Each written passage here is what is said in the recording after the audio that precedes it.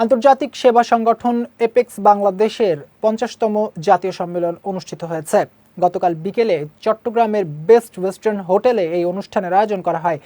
এ সময় সভাপতিত্ব করেন সাবেক জাতীয় সভাপতি ও কনভেনশন কমিটির চেয়ারম্যান এপেক্স রুহুল মঈন চৌধুরী। এ সময় সাবেক জাতীয় সভাপতি Apex doctor S M. Hasan Ali ও এটিএন নিউজ চট্টগ্রামের ব্যুরো চিফ মোহাম্মদ আরিফ মঈনুদ্দিন রেজা সহ এপেক্স বাংলাদেশের 2025 বর্ষের জাতীয় নেতৃবৃন্দ উপস্থিত ছিলেন। সম্মেলনে দেশের বিভিন্ন জেলা থেকে আগত ডেলিগেটদের সরাসরি ভোটে 2026 বর্ষের জাতীয় বোর্ড গঠন করা হয়। দায়িত্ব নেন এপেক্স অধ্যক্ষ এস.কে. দত্ত অনুপ, সহসভাপতি এপেক্স অ্যাডভোকেট মাসুদুর রহমান সহ অন্যান্যরা। পাশাপাশি বিভিন্ন জেলার জেলা গভর্নর ও ন্যাশনাল অফিসিয়ালসও দায়িত্ব গ্রহণ করেন।